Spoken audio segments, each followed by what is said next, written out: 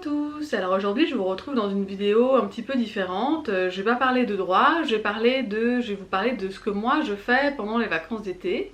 Alors comme beaucoup d'indépendants, moi j'ai une baisse d'activité pendant les vacances d'été parce que de mi-juillet à fin août ce sont les vacances judiciaires, donc déjà il n'y a pas d'audience, sauf des audiences d'urgence. Et puis c'est vrai que la plupart de mes clients sont en vacances, donc l'été et surtout au mois d'août, j'ai beaucoup moins de travail à faire que le reste de l'année, j'ai moins d'urgences à gérer, j'ai moins de clients qui m'appellent.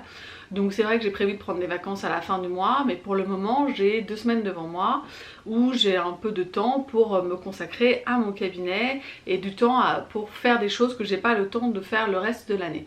Donc aujourd'hui dans cette vidéo je vais vous présenter 5 choses que je fais chaque été pour essayer d'avancer et de faire progresser mon cabinet. Alors la première chose que je fais, c'est pas forcément les choses la plus drôle, c'est je fais ma compta de la première partie de l'année. Alors ma compta je l'ai déjà en partie commencé, mais c'est vrai que j'ai déjà du retard parce que notamment je me suis occupée de ma compta 2018 entre mars et mai.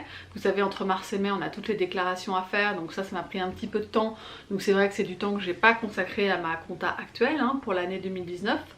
Donc moi ce que je vous conseille de faire, que vous ayez quelles que soient vos obligations comptables en fait, même si vous êtes micro-entrepreneur et que vous avez des obligations comptables très légères, moi je vous conseille de faire un point sur combien vous avez gagné, combien vous avez dépensé pour votre société ou votre entreprise, quel est votre profit réel, est-ce que vous avez payé toutes vos charges, est-ce que vous êtes à jour de tous vos paiements, est-ce que tous vos clients vous ont payé, enfin faire un petit peu le point sur tout ce qui est financier parce que on n'en parle pas assez mais l'argent c'est vraiment le nerf de la guerre, donc c'est important de voir si les investissements que vous avez fait cette année ont été rentables ou pas, enfin vraiment d'ouvrir vos relevés, de mettre le nez dedans.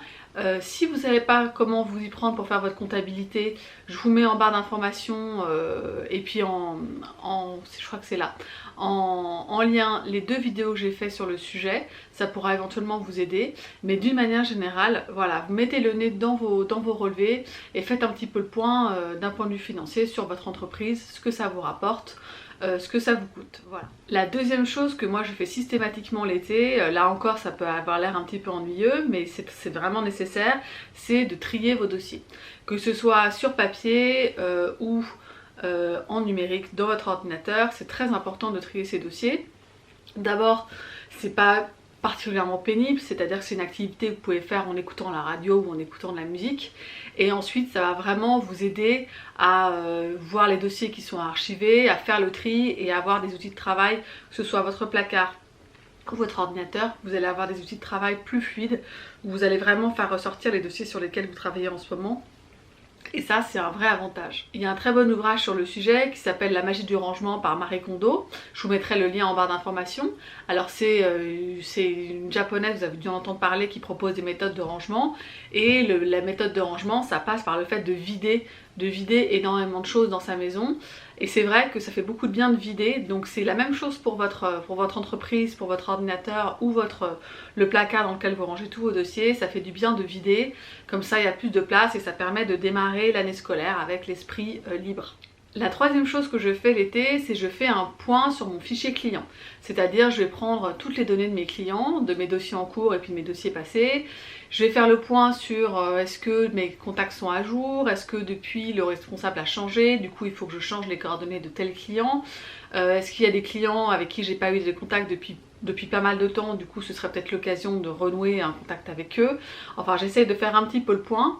Ça me sert également pour mes obligations RGPD, j'ai fait une série de vidéos sur le sujet. Vous savez que vous avez des obligations sur le traitement de vos données, donc moi je les utilise en partie pour ça, mais c'est aussi pour des raisons de commercial et marketing entre guillemets, et de fidélisation de vos clients.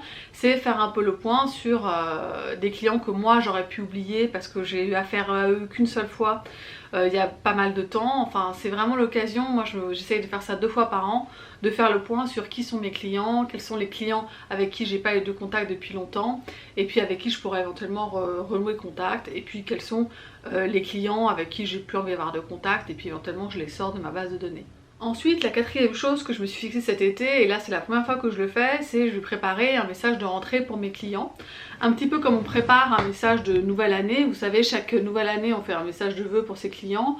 Moi cette année j'ai décidé de faire un message de rentrée, je trouve ça assez sympa. Et puis c'est vrai que le mois de septembre c'est un mois assez charnière je pense, parce que on raisonne tous quand même en année scolaire. Donc ça permet de faire quelque chose d'un petit peu différent du message de vœux traditionnel.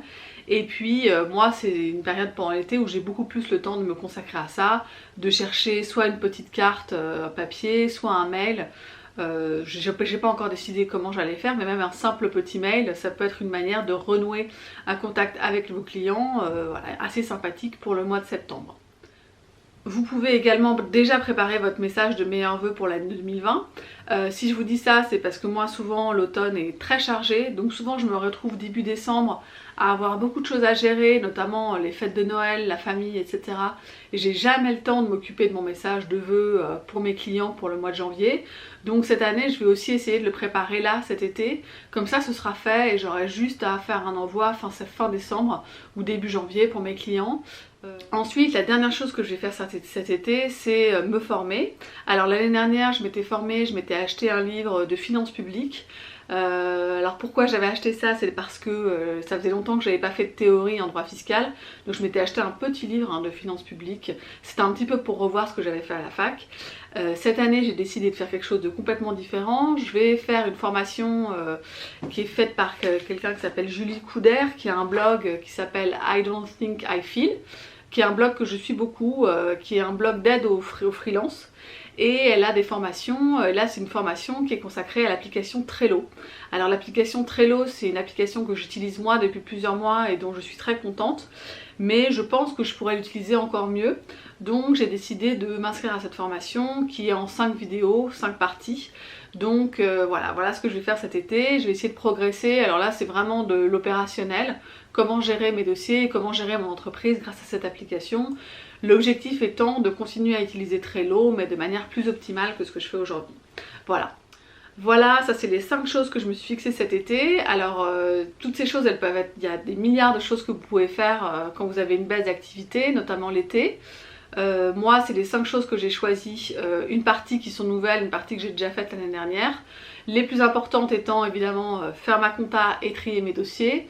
Et même si c'est un petit peu rébarbatif, je vous conseille vivement de le faire, ça vous permettra de démarrer la rentrée sur de bonnes bases et sans être déjà débordé le 4 septembre. Bah écoutez, je vous dis à la semaine prochaine et je vous souhaite un très bel été, au revoir.